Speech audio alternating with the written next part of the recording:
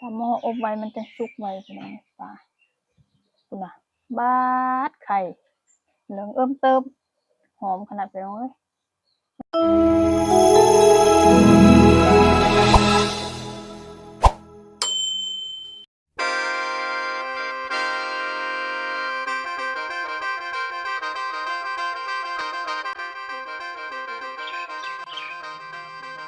สบายดีพี่น้องอยู่กับช่องพี่เทพประจักษ์ลาววนมาที่ป่าคือเก่ามันบ่หมดเด้อเห็นบ่ไข่ปลาดุกเนาะอันนี้เห็นบ่เห็นท้องปุ้งนะไข่แน่นอนปลาข้อตัวนี้ซะเพียวอันที่ได้นะกะเห็นท้องปุ้งกับไข่ทั้งคู่เลยทั้งปลาดุกทั้งปลาข้อสิปิ้งเนาะมื้อนี้แผ่บัดนี้แล้วก็สิปิ้งกับตำบักถั่วคือสิแซ่บซะดอกเดี๋ยวเฮาหมักปลาก่อน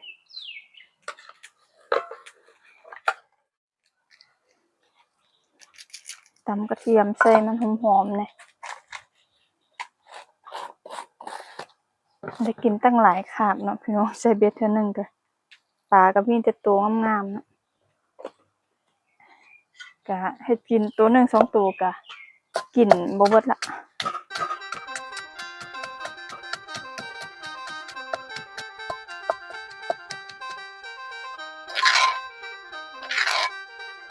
กระเทียมแตงโม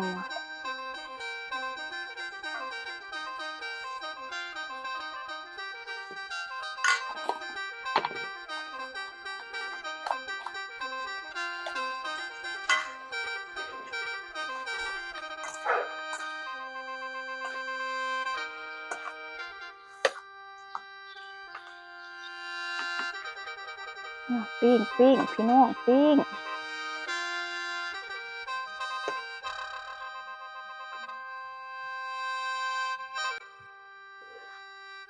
ผิดทาง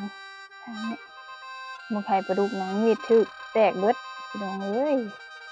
ได้ใส่แผ่มันแล้วมีดถึก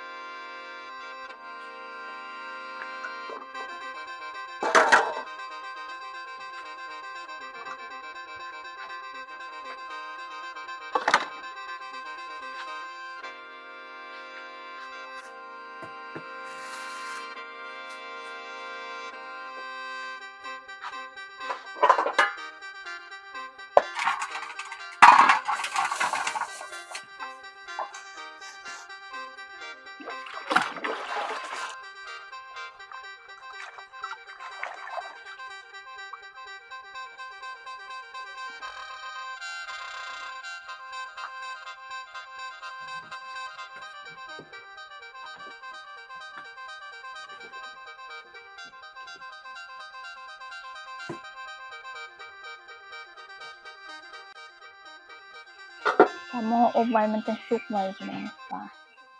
คุณน่ะบาดไข่เหลืองเอิ่มเติมหอมขนาดพี่น้องเอ้ยว่าที่อันป่นกับตัวใหญ่โพดปลาดุกจงปลาโคนน้อยไว้ป่น จักสิรอดอูก็บ่ฮู้ได้กิน3-4คาบไปแล้วปลาเห็นบ่หามันก็ได้อยู่ได้กินบัดนี้พี่น้องเอ้ยแซ่บที่สุดปลาในไร่ในนาเนาะพี่น้องเนาะปลาธรรมชาตินี่มันคือว่าแหละคุมื้อก็หายากกว่าแต่ก่อนแล้วแต่ว่าก็ยังพอได้อยู่ได้กินอยู่แต่ว่าบ่หลายคือสมัยก่อนดอกคุมื้อนี้ก็ยังพอได้กินอยู่พี่น้องเอ้ยปลาธรรมชาติก็ถ้าเฮาหมั่นหาดอกหว่า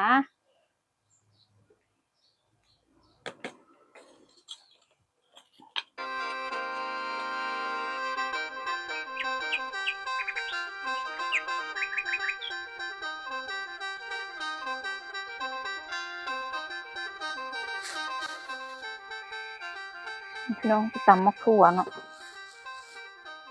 ปลาใกล้สุกแล้วปลาก็ได้อันถ้าว่าคนคิดบัดนี้ส่วนหลายจะเป็นคนหากินบ่เป็นเลยเนาะพี่น้องเนาะก็คือแบบว่าอันจะเที่ยวอันตัดคลิปยาวมาเป็นคลิปสั้นนะที่ว่าตอนได้ปลานะคนว่าอันอิหยังก็มีคนมาคอมเมนต์นะว่าอิหยังก็ เกาะอันเราความหมายเราว่าเสาเขียวหั่นนะเอาเบ็ดมาเกาะเอาป่าหั่นอันแบบว่า อันเบ็ดมันเกาะป่านะมันจะอันอยู่ตำแหน่งคล้ายๆกันที่ว่าเบ็ดมันจะเกี่ยวปากป่านะอันนี่สิบอกให้ฟังถ้าว่าเหยื่อลอยนี่เบ็ดมันจะเกาะส่วนมากจะมุมปากแล้วก็เกาะได้ตา มันจะเกาะสองมองนี่อันมันจะบกกืนคือเหยื่ออันที่เป็นเหยื่อขี้กระเดือนนะมันจะบกกืนถ้าว่าเป็นเหยื่อขี้กระเดือนใช่ไหมมันจะไปเกาะโคนลิ้นหรือว่ามันจะกืนเบ็ดถ้าเป็นเหยื่อลอยปลาคอมันจะสวบแล้วมันสะบัดมันจะไปเกาะมุมปากแล้วก็ตาถ้าว่าคนเคยหากินแล้วว่าคนเคยใส่เบ็ดเขาจะเข้าใจเขาจะฮู้จักถ้าว่าคนบ่เคยกินบ่เคยหากินแบบนี้แล้วบ่ฮู้จักเลยก็เข้าใจว่าเฮาเอาปลามาเกาะเอาอันคนที่เบิ่งสะเพียวถ้าว่าเบิ่งคลิปยาวแล้วเบิ่งสะเพียวหากินใส่เบ็ดแบบนี้ตลอดก็จะฮู้จักเลยสะเพียวบ่เคยเอาปลาตลาดมาเกาะแล้วปลาตลาดย่างไปหาซื้อตลาดมีบ่มีเด้ปลาคอนะบ่มีแล้วก็มีคนว่ายังงงว่าเป็นหยังใส่เบ็ดคือได้แต่ปลาคอปลาอย่างอื่นบ่ได้ปลาคอนี่เป็นปลานักล่าถ้าเฮาใส่เหยื่อลอยเหยื่อฮวกเหยื่อเขียดนี่ส่วนมากจะได้ปลาคอไปเบิ่งเด้อไปเบิ่งคลิปหลายๆคนที่เขาใส่เบ็ดเด้อคลิปคนใส่เบ็ดนะหลายไปเบิ่งไปเบิ่งแล้วศึกษาหาความรู้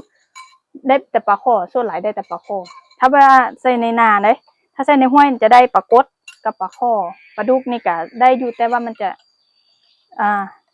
เป็นบางม่องที่มันมีปลาดุกได้แต่ว่าถ้าว่าม่องไหนที่มีปลาคอหลายๆมันจะได้แต่ปลาคอนี่อย่าลืมว่าเป็นปลานักล่า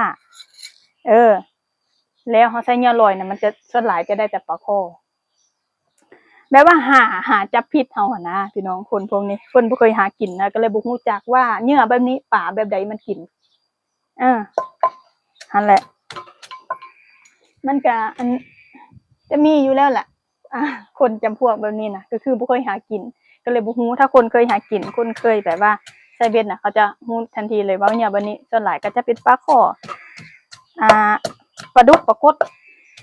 ถ้าว่ามันมีปลากดและปลาดุกนะแต่ว่านานี่ก็ปลาดุกมีอยู่แต่บ่หลายเด็ดสะเพียวก็ได้อยู่ปลาดุกปลาคอแล้วก็ปลาเข็มแต่ว่าส่วนหลายจะได้เป็นปลาคอเพราะว่าเป็นปลานักล่ามันจะมักเหยื่อเป็นปลาคอถ้าเป็นเหยื่อขี้กระเดือนเนี่ยแน่นอน100%ปลาเข็งที่ส่วนหลายปลาคอได้บ่ได้แต่ว่าน้อยเห็นบ่ถ้าเขาเปลี่ยนเหยื่อมันจะป่ามันจะเปลี่ยนไปทันทีสะเพียวนี่กับคนหนึ่งเนาะสะเพียวก็ใส่เบ็ดมาแต่น้อยๆผู้ใดบ่ได้ใส่บ่แม่นเอ็ดช่องจังใส่ได้บ่แม่นได้สะเพียวใส่มาตั้งแต่น้อยๆพุ่นน่ะนั่นแหละบางคนเห็นถ้าเป็นผู้หญิงก็คิดว่าเฮาเอ็ดเอาก็คิดก็ดูถูกความสามารถเฮานะเห็นผู้หญิงแล้วคิดว่าเขาเจ้าเฮ็ดบ่เป็นเขาใส่เบ็ดบ่เป็นดอกเฮ็ดเอาปลามาเกาะเอาผู้ใดความคิดน่ะคิดแบบจินตนาการไปไกลซะได้ก็ยังว่าสะเพียวเคยเว้าเห็นเขาเป็นผู้หญิงอย่าเฝ้าดูถูกเขาผู้หญิงบางคนอาจจะเก่งกว่าเจ้าอีกซะด้วยซ้ำแล้วค่อยนี่คนหนึ่งค่อยเคยแบบทำมาหากินแบบนี้พ่อแม่พาเคยหาแบบนี้นะตั้งแต่น้อยๆผู้เพราะเป็นผู้หญิงค่อยก็ยอมรับค่อยแน่ว่าค่อยเก่งยอมรับค่อยแน่มันบ่เสียศักดิ์ศรีดอกยอมรับแน่ว่าเนี่ยบางคนเขาก็ยอมรับเจ้านี่เก่งกว่าผู้ชายนู่นนี่นั่นนี่ว่าแบบนี้มันบ่เสียหายดอกเนาะยอมรับแน่ว่าเขาเก่งนะผู้หญิงบางคนน่ะเขาก็เก่งกว่าผู้ชายก็มีแต่ว่าเรื่องนี้ผู้ชายเก่งน่ะอันนี้ยอมรับว่าผู้ชายเขาเก่งกว่าผู้หญิงหลายอยู่แล้วแต่ว่าผู้หญิงก็เจ้าสามารถเฮ็ดได้บ่ก็เฮ็ดได้คือกันมันบ่แม่นเรื่องแปลกเนาะเพราะคุณผู้หญิงคู่มื้อนี่เขาก็เก่งหลายหั้นนะอันใดเว้าสู่กันฟังพี่น้องเอ้ยสิว่าจมก็ว่าแม่นแต่เพียวก็เลยคนบ่เคยหากินแท้ๆที่คิดแบบนี้หั้นนะ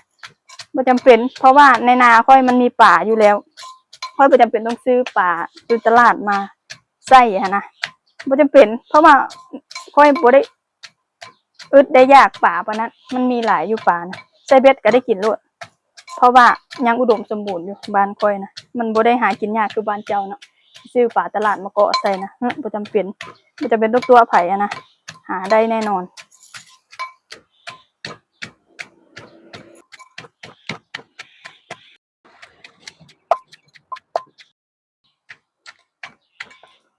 ใส่มะนาวบัดนี้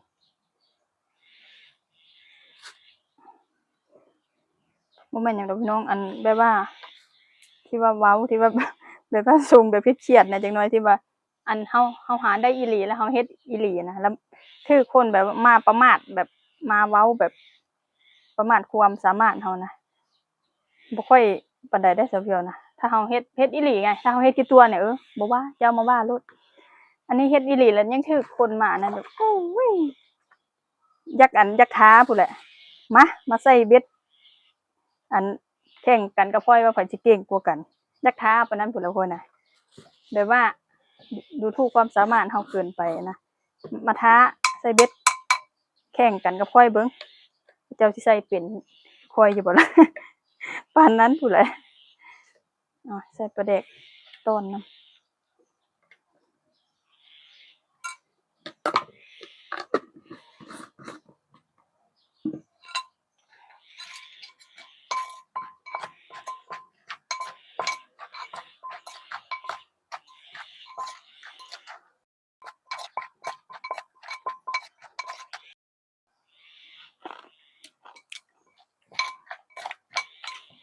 ใส่น้ำปลาหน่อยหนึ่งได้แล้ว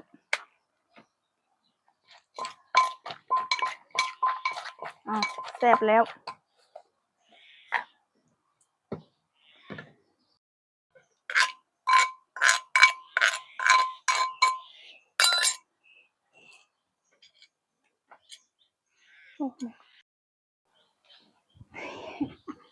ไหม้เบิด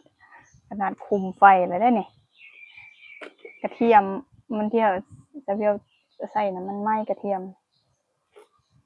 ได้แล้วล่ะแกะออกจังได๋ล่ะหัวหน้าติดไม้ปิ้ง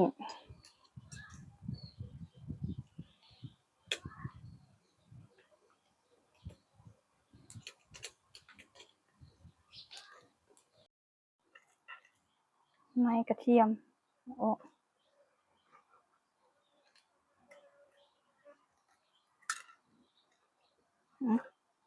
กระดูกกับปลาข้อ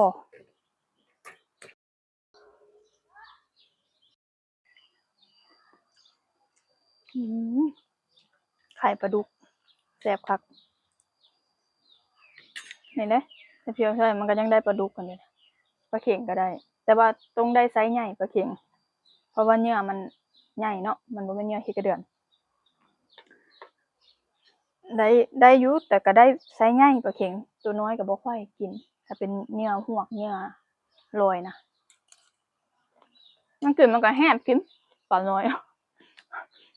กัดหางมันจะเป็นห่วงเด้อแบบถ้าใส่ในห้วยน่ะมันจะมีหลากหลายปลาแม่นบ่ถ้าใส่ในนามันจะส่วนหลายกับปลาเข็งปลาดุกปลาข้อแต่นานี่น่ะส่วนหลายปลาข้อพี่น้องเอ้ยมีคนมาว่าฝนตกซะตัวปลากินเบ็ดดีถ้าเป็นเหยื่อลอยนี่เนาะถ้าว่าฝนตกน่ะเสียงฝนกับเสียงเหยื่อมันดิ้นน่ะปลามันจะแยกบ่ออกมันเลยบ่กินเนาะมีมันบ่แม่นเหยื่อขี้กระเดือนนะถ้าว่าเหยื่อขี้กระเดือนฝนตกหรือบ่ตกมันจะมีกลิ่นคาวปลามันจะนำมารับกลิ่นถ้าเหยื่อลอยมันบ่มีกลิ่นมันอาศัยฟังเสียงเหยื่อดิ้นถ้าพอฝนตกมันจะบ่ได้ยินเพราะว่าเสียงฝนเสียงหยังไงแสดงว่าเพิ่นบ่เคยใช้อันนี้ก็เอามาเถียงค่อยศึกษาถ้าเพียวก็ศึกษาเบิ่งมันถ้าเพียวก็ใช้หลายเหยื่ออยู่บ่แม่นใช้แค่เหยื่อลอยยามหมดไปมันบ่มีเหยื่อหัวมันบ่เราก็ใช้เหยื่อขี้กระเดือนจำเป็นไงมันบ่มีเหยื่อก็จำเป็นเหยื่อขี้กระเดือนก็มันก็ใช้ได้หลายปลาอยู่ดอกแต่ว่าเหยื่อครอบจักรวาลเนาะหลายก็เป็นปลาเข็งมาพี่น้องกินนำกันทุกผู้ทุกคนสำหรับมื้อนี้ขอตัวลาไปก่อนพบกันใหม่คลิปหน้าสบายดี